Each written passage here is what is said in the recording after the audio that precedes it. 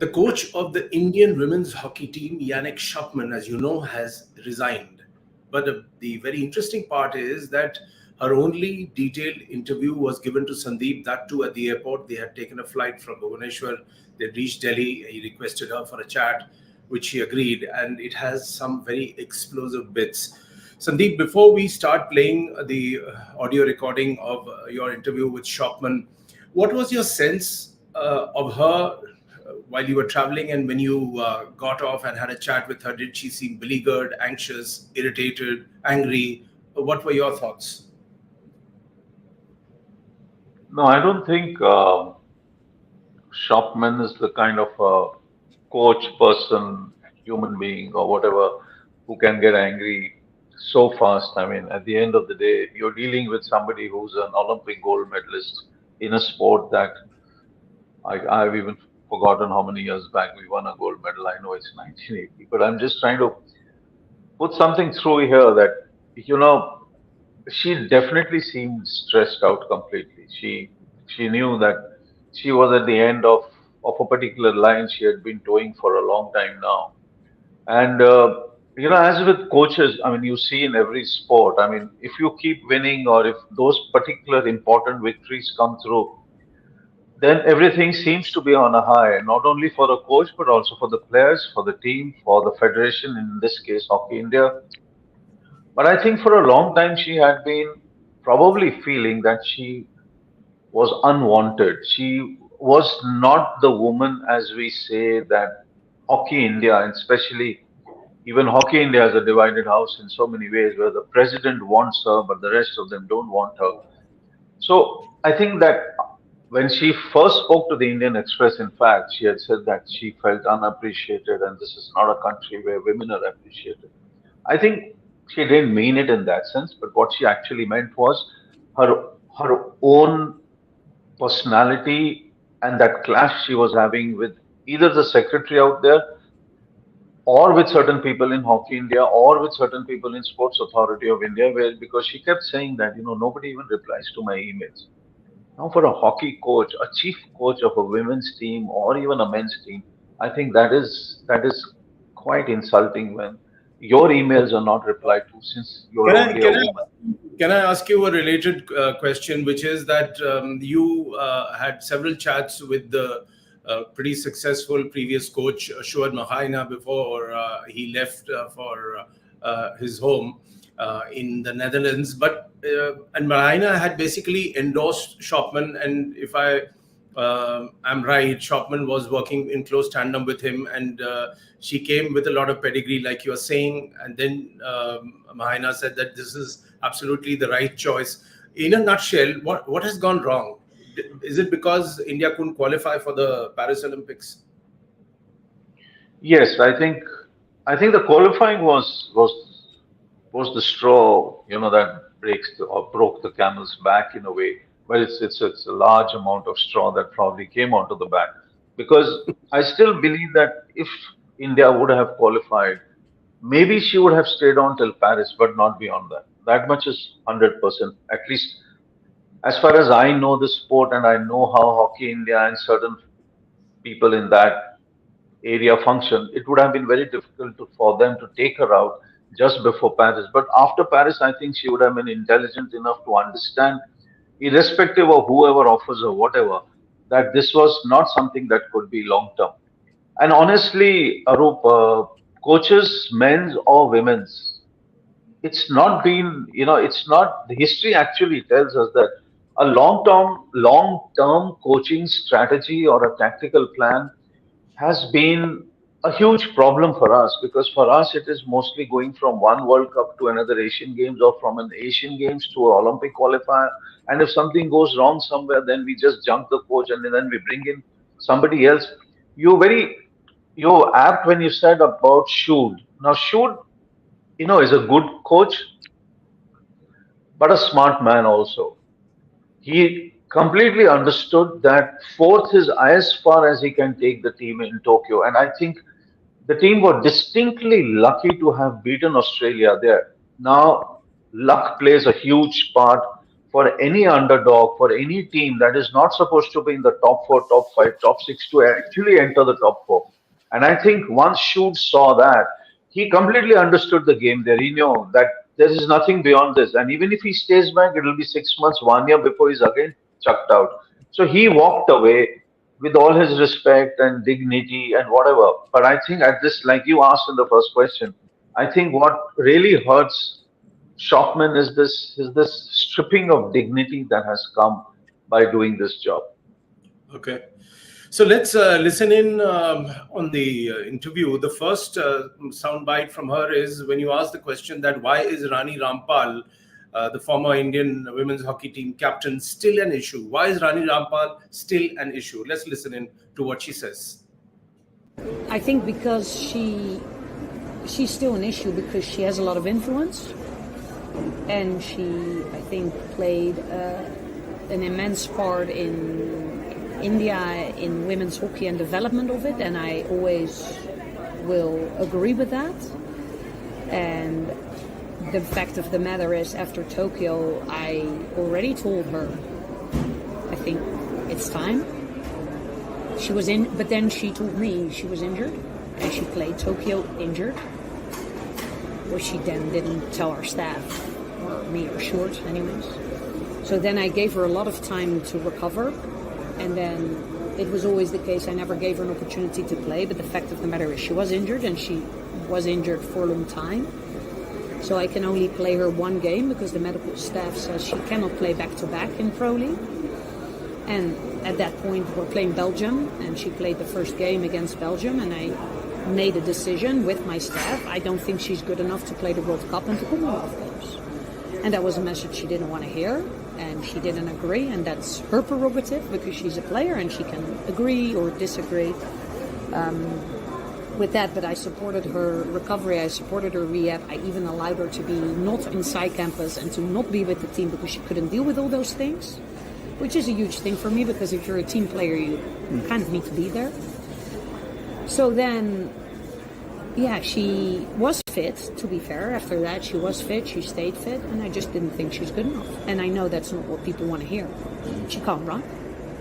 And when we have the ball, it becomes sort of interesting. But I took her to South Africa, and I know that was a tour that, to be honest, I had to fight with the selectors to take her, and that is also what no one believes. But I said, look, let's give her one last opportunity. I want to give her one last opportunity. We play the best team in the world and we're playing South Africa. Let's see where she's at. And I did. And I did my own statistical analysis. So I literally went through all the games and looked at her on-the-ball movement, her off-the-ball movement, her impact, specifically in the Netherlands games, because I thought that would be valuable for me because that is where I want our team to go.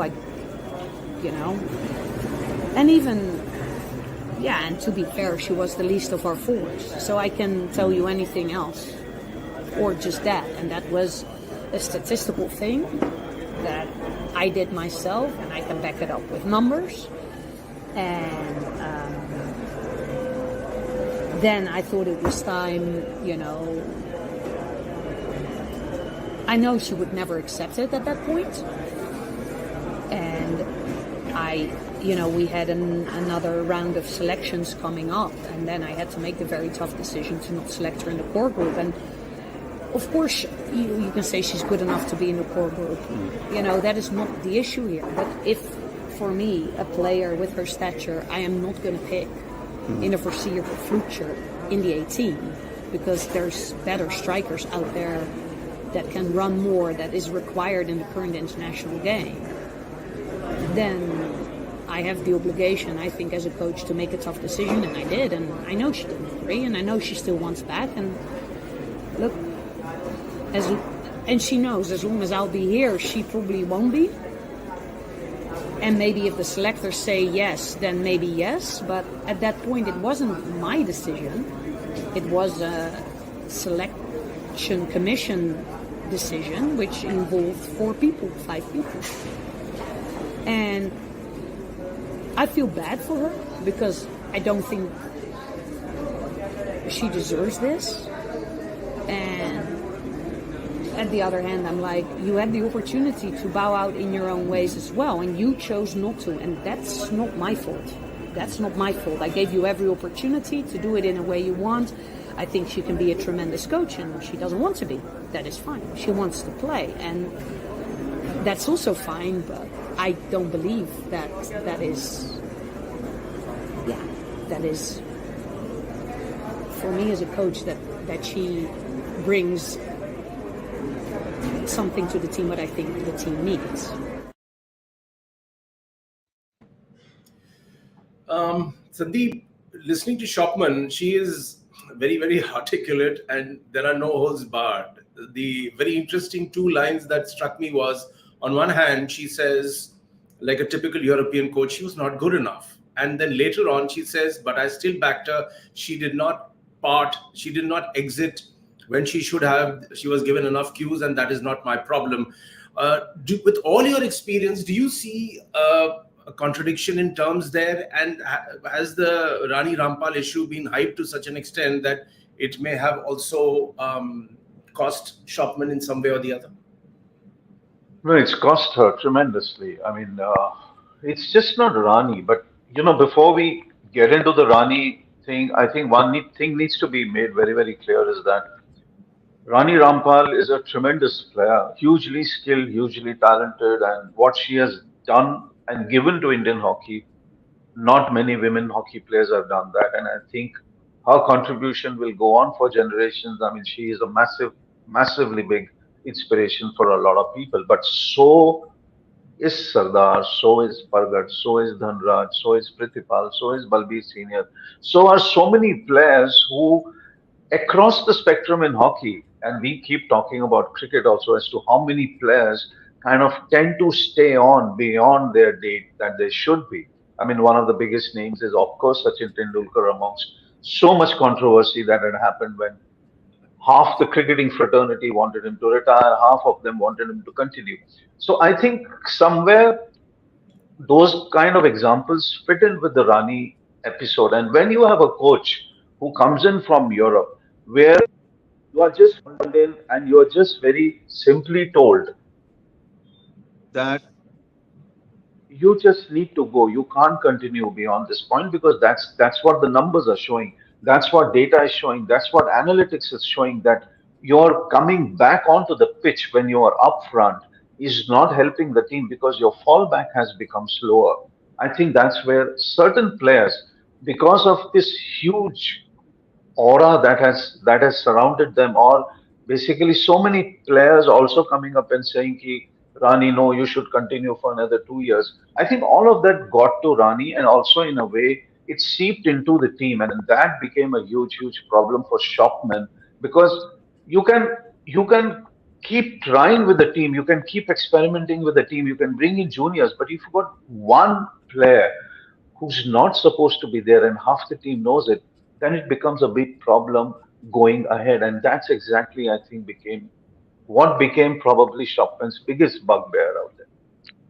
Okay, a very quick follow-up question, which I would like to basically understand the situation. She says, but it was not my call. On one hand, she makes it very clear that Rani Rampal's time in the team is over, according to her as a coach.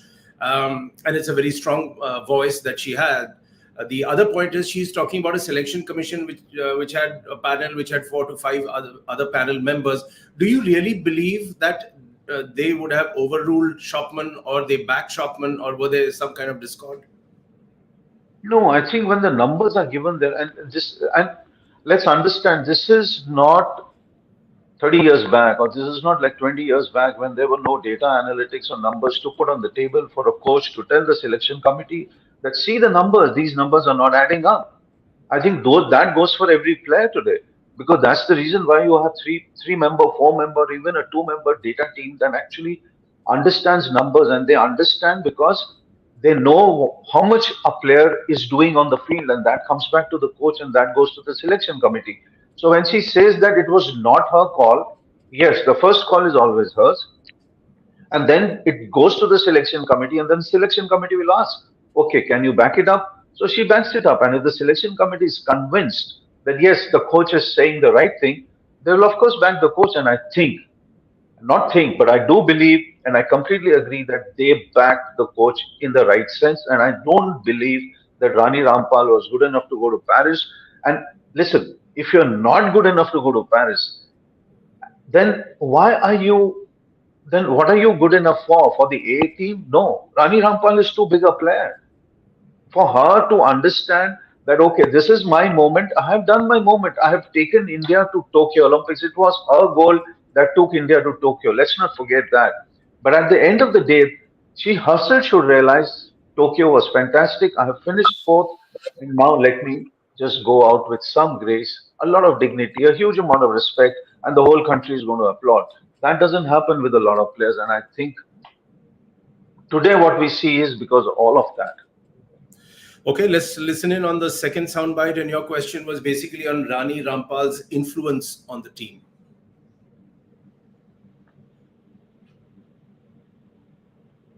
I don't know officially, but yes, 100%. Did players ever say that? No. But do I think so? 100%. Because the way I have come to know India, there's a lot of respect for senior players. So there's like a lot of, like, I think I do not lie to everyone. I've never lied to Rani either. She didn't like what I had to say, but there was a time that I decided to not have any more meetings with certain players by myself because I knew what I would say would go wrong. So I would always have one of my staff also being there, so at least there would be some back and forth. Or I said players could have someone else there. I'm like, I'm an honest person. If I don't think you're good enough, you're going to hear it from me. And it's not. I know it's not that I don't care. I do care, but I have to make a decision, and it's the shitty part about coaching. I felt she had influence, yes, and I think she, of course, didn't want us to succeed. And again, do I understand that? Not really, but maybe yes, because if we don't succeed, you think you may have a chance back into the team. If I don't succeed, I'm gone, someone else comes. So maybe yes. Did it help us? Definitely not. But to what extent, I don't know. Because I don't know, and I've never asked the players either, because I didn't want to put them in a position where they have to choose between being honest with their coach and being loyal or whatever it is with their friends, because I'm sure she has friends in the team as well. So I never went there because it's, yeah, I can't. I know how it is. I played in women's teams. I know how it is. So a very strong and powerful line in that soundbite from Schopman is that Rani Rampal didn't want us to succeed. Sandeep, your thoughts? Yeah, I think that's probably the level to which the frustration had probably reached for her to say a line that Rani didn't want the team to succeed. You know, if you really look at it in a very human sense, I mean, at the end of the day, if we are people of influence and then we are taken out of a particular position when we don't want to be taken out, there is a sense in us that we always feel that project, that team, that something or anything should not succeed because I or she or he have been taken out of it. So, you know, in a very different way, I do understand what Rani probably feels that, you know, अगर team succeed कर जाती है तो then you know shopman is successful. अगर team succeed नहीं करती है तो लोग यही बोलेंगे कि देखिए रानी रामपाल को आपने टीम में नहीं लिया इसलिए देखिए ये सब कुछ हो रहा है. I don't buy that because I think the team was doing well. If you really look at the margins, the margins have been, except for that one match against China at the Asian Games where I think the team just didn't arrive in the way it should have arrived. The rest of the matches have all been extremely close. Now you can always have an argument saying that, you know, closeness in a match or a 2-1 or a 1-0 or a shootout really doesn't display everything. No, largely it does, because that's how you come close to an opponent. That's how you run an opponent close. So I think when you come down to the influence part, I think Shopman's frustration was that, and in the last World Cup, you could see there were certain players. I don't want to get into the naming of the players, but there were certain players who were just not there 100%, or even 80%, or even 70%. And you could see when the players were coming out or were being substituted, you could see it on Shopman's face when she was talking to them. They were looking somewhere else, and Shopman is talking to them, and the player is not looking at her. And there were some senior players. I think those senior players came around eventually around the Asian Games, and probably during the Asian Champions Trophy and during the Olympic qualifying. It is another matter that we couldn't qualify. So now everything has suddenly come out in the open. But yes, big players like Rani, big players like Dhanraj, big players like Sardar, big players like Pargat, big players like Bhaskaran, big players like Mohammad Shahid in the past have all held influence in the team simply because they were big players, and they used to have at least three or four or five players on their side, which happens in every team. So I think for her, the frustration was, if this thing could have been nipped in the bud by just purely Rani also helping out in a way that, okay, I have retired from the sport, maybe the team could have gone on to a very different level, could have shed that baggage. And I think not shedding that baggage, that Rani Rampal baggage, became a big, big problem. And that lovely line from us, that's the shitty part of coaching. One can Yeah, empathize it with her, is. and I It should. is. It surely is. I mean, you can see that frustration even in Shoot for a while when he was with the men's team, and he can't deny this. You know, when he took the men's team to the Commonwealth Games, one could understand what he was going through. One could understand that Terry Walsh, after winning the 2014 Asian Games gold medal, comes back and gets sacked. Why? Because he did dare to say it in the press conference in Incheon, where I was there, that when somebody asked him, now, are we going to go to the podium in Rio? He said, are you nuts? If we even get into the top six, it will be fantastic. And then he looks around after the press conference and asks a few journalists, that, hey, why do you even ask these questions? Just because you won an Asian Games gold doesn't mean that you go to the Olympic podium. And I still believe today, if Terry wouldn't have been taken out from that position and Altmans would have come in, we would have been on the podium, believe me, in Rio. Terry would have taken the team there. Now, that is where Hockey India or Indian Hockey Federation in the past always gets this coaching issue wrong. Okay, let's move on to the her next reaction of Shopman, and this is that basically on the line that after Tokyo, people expected us just to win. So let's listen in what she says. Yes and no, because I know that people are blinded by results. I actually thought, very objectively, we probably should have lost that quarterfinal against Australia based on how the game went, and we defended our penalty corners really well, and Gudjit flicked that one penalty corner in, and the rest is history. And I think actually we played a better game against Argentina, but then Argentina actually had the luck we had against Australia, and then all of a sudden, you play against GB, and we weren't very good in that game, and it was impressive how we stayed in that game, but I don't think we played well. So I kind of knew, people writing us up, but in the end we only beat one team that was higher ranked than us, only one. And we played decent stretches of game, but we also struggled in a whole lot of them. We had to overcome a lot during that tournament as well. We had some severe adversity, I would say, and I think I all knew that, and I know as a coach that you have to deal with expectations, and maybe I didn't know it at the extent that in India the expectations are a little bit higher than anywhere else. And to be fair, I only lived in India during COVID, and so I never really got to experience the real India or the real, chaos or whatever you want to call it. There wasn't a lot of press around, there wasn't that much attention. It only happened after, and even then it was still COVID time, so it was still, I think, relatively or down. And I started to realize it during Pro League when we got a lot of questions when we got in, and people expected us just to win, and I'm like, based off of what exactly?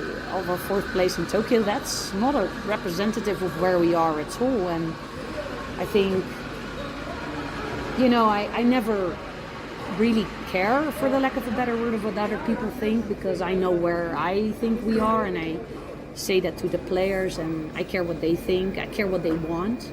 And that, I think, was the biggest thing for me when I decided to take over. What do you guys actually want? Do you want to be in India that, sits back and defends and counters, or do you want to develop your own playing style and you want to play from that strength? And that will come with, ups and downs. And I think they wanted that. They wanted to change. They wanted to be a ball-dominating team. Yeah, I saw the strengths there, so I'm like, let's try it. And the World Cup was disappointing, but I think if you ask Commonwealth, we're not lucky. I mean, it's a little bit part of my life that, as a coach, to be honest, that luck is not really part of what I do. But I think if I look at it, I was very disappointed in the World Cup because we didn't play well. And I think the pressure got to us. And I spoke to all the players then individually because we were going to Commonwealth, and I was not nice to them in the sense that it was a very tough evaluation on an individual basis, that I said, look, you're not performing and I need to know why, because now it's time that I figure out, or you figure out why. And that was quite good. I think that was where we actually made a step individually. Players opened up and were able to say that they were not confident, they were afraid. And then, of course, we had the famous semi-final against Australia where the shootout went all wrong for us. And like I said, it was a tough period for me. But, I speak to other coaches that are coaching internationally and people that don't have to say anything. The Spanish coach was there and he said, look, you guys are playing really well. They don't have to say these things. And I think then one of my friends who's coaching, he said, look, I did all the stats from the World Cup and you're actually one of the top 6 countries here. I know you didn't win, but actually if you look at, just hockey-wise, you're up there. And that's incredibly frustrating, and it still is, because it's still the same, anyone in the last 3 months coming up to me, we should be there. We have the quality. The stats show it. It's just like we don't score the goals that we need to score, and sometimes we give up a silly goal. And that part I don't even mind so much. Every team does that, but they counter it with, scoring goals themselves, and that's where I didn't find the answers, to be honest. As a coach, I didn't find the answers. I think we created enough penalty corners, we created enough opportunities, we don't score them. And if I knew the answer to that, and we wouldn't be sitting here probably, because we would have been qualifying. There is a gap between great expectations and realistic expectations, and that is what Schopman seems to be hinting at, and also the tendency of us Indians, and like what you just said a while ago on Terry Walsh, that if you win an Asian Games medal doesn't mean you're going to win an Olympic medal. But that hype, hoopla, jeetega bhai jeetega, all that pump up has to be there. What exactly was she trying to convey over and above what she said? We finished last in 2016. So for us to finish 4th in the very next Olympics in Tokyo was a massive, massive step. There's no denying that. Finishing 4th is virtually like a dream. And I think the media, all of us, we kind of do. I mean, and it's understandable that we kind of go overboard because, we finished 4th and we were just probably a couple of shots away from surely a final if we would have clinched that semi-final position, or we would have even finished 3rd, 4th, or something like that. That's always the story. But I think what she very, very clearly says is that we hung on to that 4th position. And that kind of became a big, big problem that, since you were 4th at the last Olympic Games, so now you got to win the World Cup. You got to be on the podium. Those things don't happen like that. I mean, after 80, 84, 88, 92, 96, 2000, 2004, 2008, 2012, 2016, I mean, we've always thought we were going to win the medal, in the Olympic Games, but it doesn't happen in that sense. So we finally came down and we won a bronze in Tokyo. I'm talking the men's team here. So the pressure that was there, I think, was basically that since you've done fourth there, so now you got to be in the top three, you got to be in the top two at least. Fair enough. But then it requires time, it requires momentum, and I don't think she got that. In the mean, I think she also says that either you got to understand which game you need to play. It's either ultra defensive, where you sit back and you take on the entire offense and you keep defending and you squeeze out a win.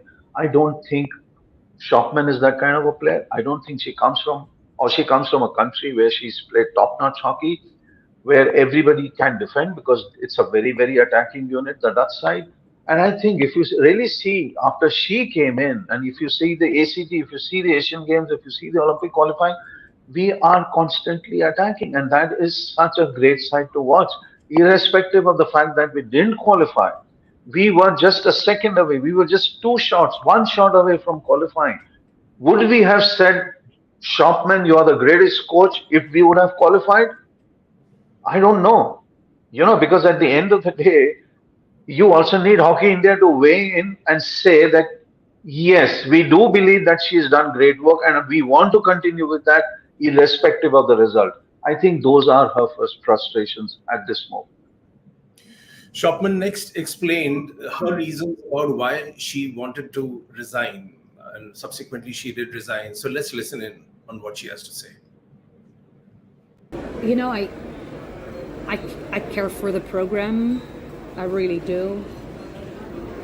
I think I'm ready to listen.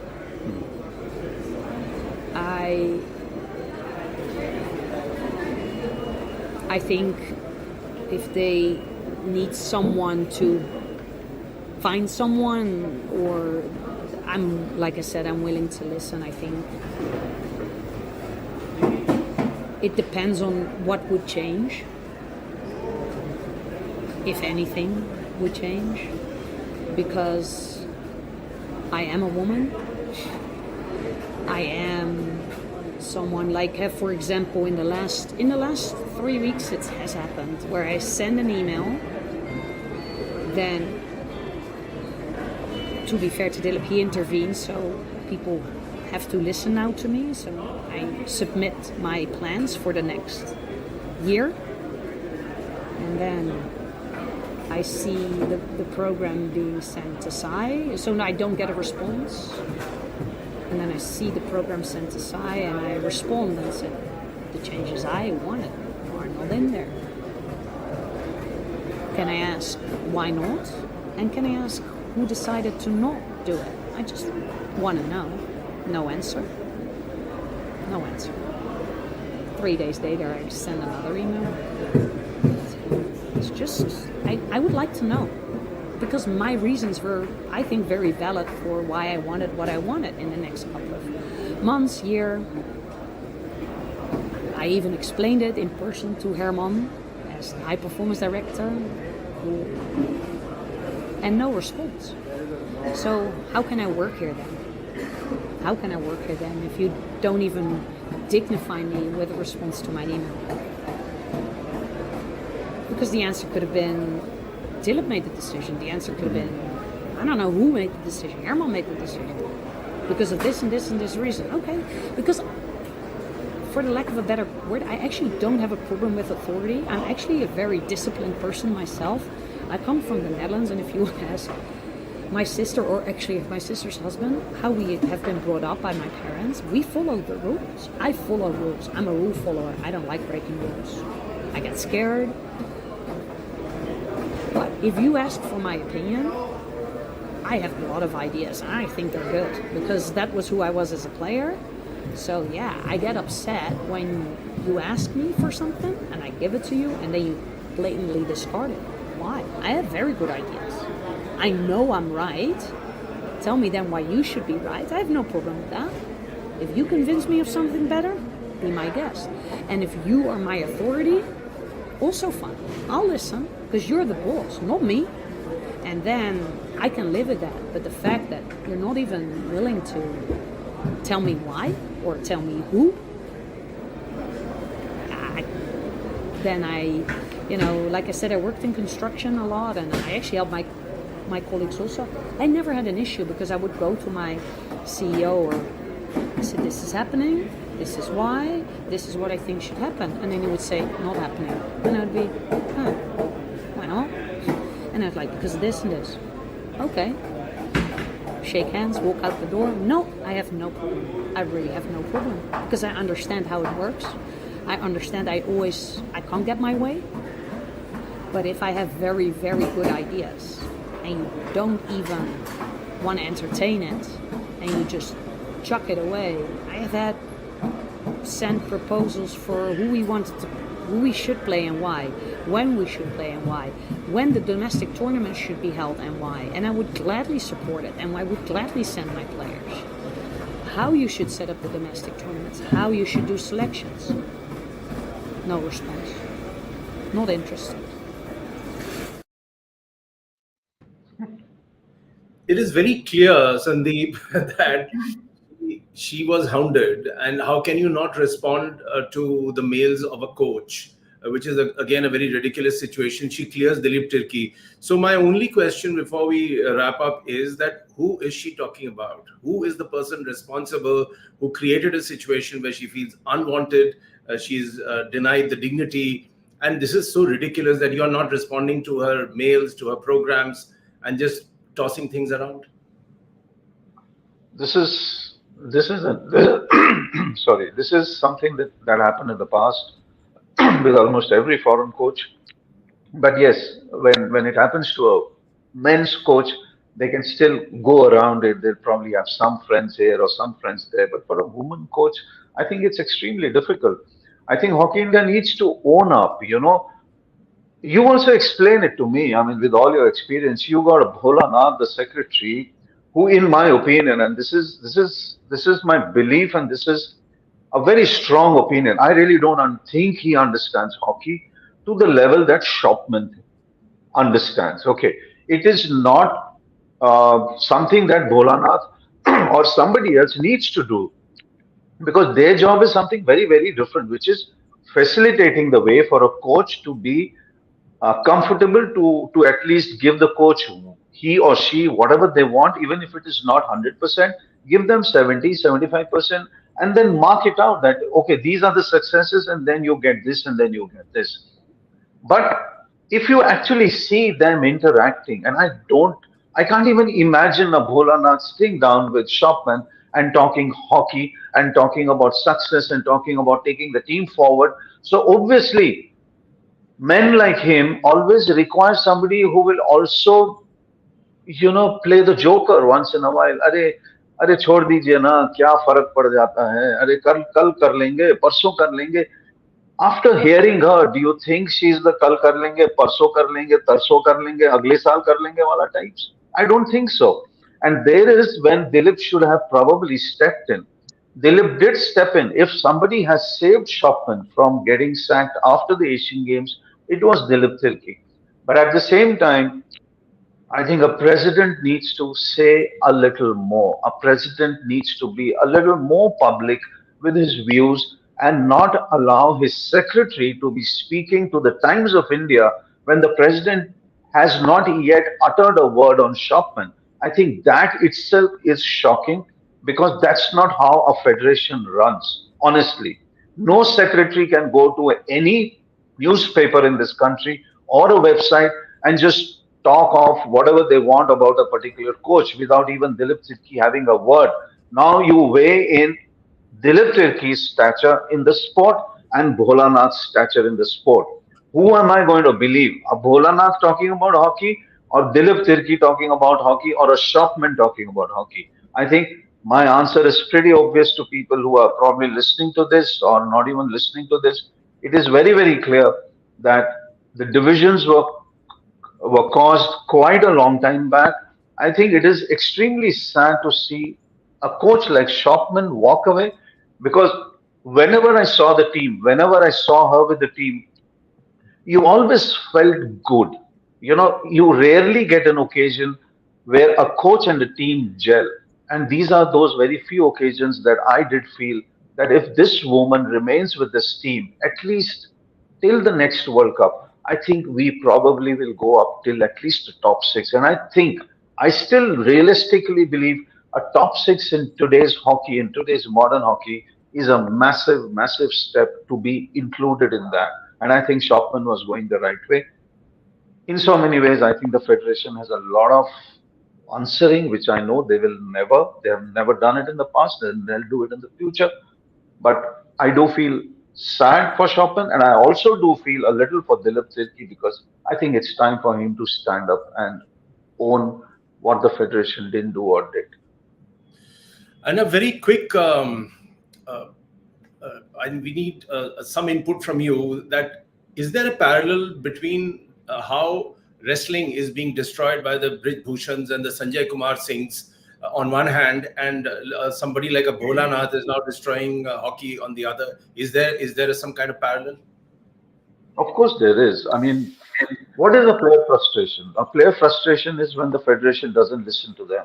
What was Dhanraj's frustration in the past, and I'm talking of the men's team, is when the Federation is not listening to your player, the most acclaimed player or the player who always wanted to understand and also give some form of advice to the Federation, whether it was KPS or whether it was Jyoti Kumaran or whoever, that, this is what I feel.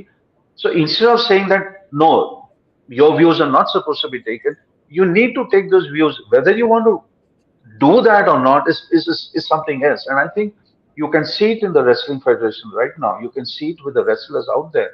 You can see the hurt and the pain and whatever they are going through. Because at the end of the day, these are the ones who will get you the medals. I don't see Brij Bhushan or for that Bholanath getting you a medal. I mean, not in that sense, but if you're not going to be the supporting wall, if you're not going to be behind, or you're not going to be taking on so many other elements that a player should not be, I think that's when a huge amount of frustration comes in. And I probably also believe that today the team is going to be feeling so low, so down, that, a woman who stood by them, who brought in so many juniors, and all these juniors performed. I mean, look at the India Germany match. I mean, the team performed. Right. The team completely performed. So I think your question and the answer is yes. I mean, I think there is a huge parallel out there, which people need to understand, fans need to understand, that it is just not the coach alone who can get you a medal. There's so many other elements that need to come in. And before you go, you have to answer this question from Akshit Agarwal. So he's saying that means hockey is being destroyed, but who is Bholanath? So iska jawab to aap hi de sakte hain. No, listen, there's always an election process. There's always somebody out there who's going to win an election. And I think the good part is that you have somebody like a Dilip Tirki, and I really, really, really think, and I hope rather, that even after he wins or whatever happens in the Lok Sabha elections, because he's standing from Sundargarh, if he wins, fantastic. But he should not let go of hockey, because you need some sanity out there. Dilip is this guy who is saying, who understands, because look, he's gone through 400 matches. He understands what our coaching problems are, what player problems are. Bholanath is not going to understand that. Bholanath is your court jester, and he will always remain a court jester. He can't go beyond that. But in this whole politics of sport and the way federation bodies are formed, I think he will always be an integral part. But somebody at the president should also hold it. So I think that's something that I don't think hockey will be destroyed. Also, something will come around. Somebody else will come in. Somebody will do a good job in the next 2, 3, 4 years, and we'll also start performing. Hopefully, we'll do it faster than we expect. And what is the exact position, to answer Akshit's question? What is the exact position Bholanath holds? Secretary. He's the secretary of hockey in there. So, Akshit, hope your question has been answered, and we will wait and see how this whole drama unfolds. But it is a sad loss that Schopman has gone, like Sandeep is saying, and it was great that he caught up with her. But there is hope, and there is every chance that hockey will rebuild. Thanks for watching, and let us know what you feel about this whole exclusive interview done by NNI Sports.